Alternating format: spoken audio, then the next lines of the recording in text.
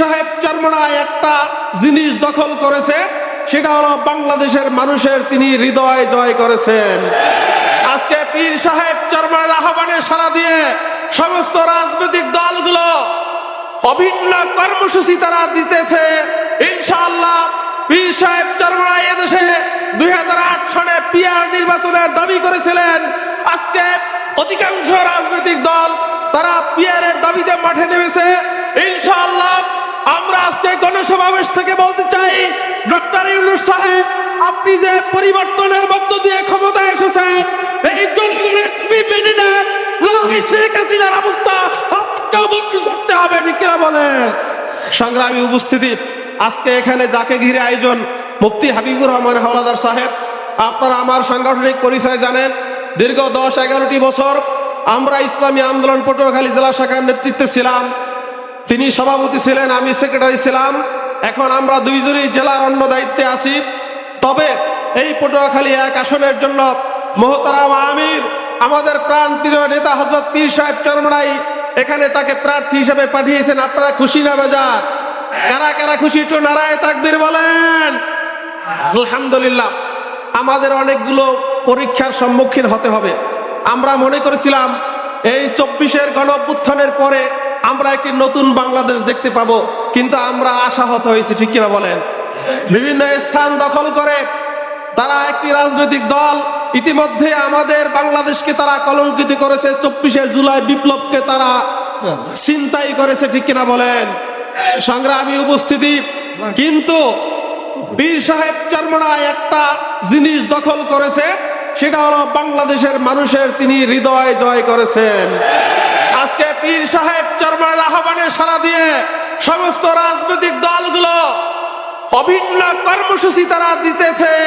ইনশাআল্লাহ পীর সাহেব চরমনায় এদেশে 2008 সনে পিআর নির্বাচনের দাবি করেছিলেন।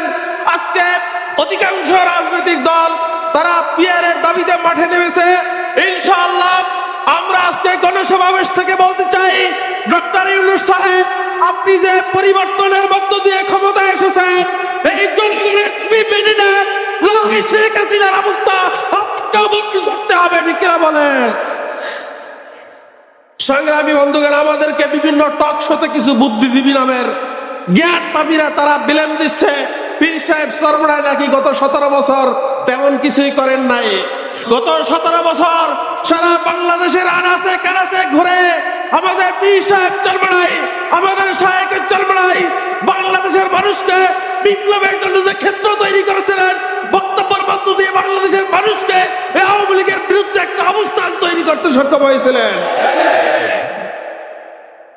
তারা আমাদেরকে এইভাবে বিলেম দেয় 2014 সালে নাকি ইসলামী আন্দোলন নির্বাচন করছে।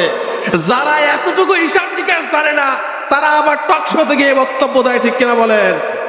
2014 সনে আমি পটুয়াখালী জেলার সেক্রেটারি ছিলাম। পটুয়াখালীতে 4টা আসন, কই এখানে অন্য কোনো দলের প্রার্থী ছিল? এখানে কোন নির্বাচন হয়েছে? তাহলে তারা কিভাবে বলে যে 14 সনে পীর সাহেব চরমনাই, এমনকি 24 সনে বলে নির্বাচনে গেছে? আলহামদুলিল্লাহ আমাদের নেতা এসেছেন, আমরা তাদেরকে স্বাগত জানাই। সম্মানিত উপস্থিতি, আমি এখনই শেষ করব। একটি কথা বলছি, আগামী পিআর নির্বাচনের দাবি, এই জুলাই হত্যার গণহত্যার বিচার, সংস্কার, এই জাতীয় পার্টি এবং আওয়ামী লীগকে নিষিদ্ধ করতেই হবে। আমরা আমাদের মোহতারাম আমিরের নেতৃত্বে যে সকল কর্মসূচি আমাদেরকে দিয়েছেন, আমরা মাঠে ঘাটে সকল কর্মসূচি পালন করার জন্য ইতিমধ্যে আমাদের পটুয়াখালী 3 আসনের প্রার্থী আছেন।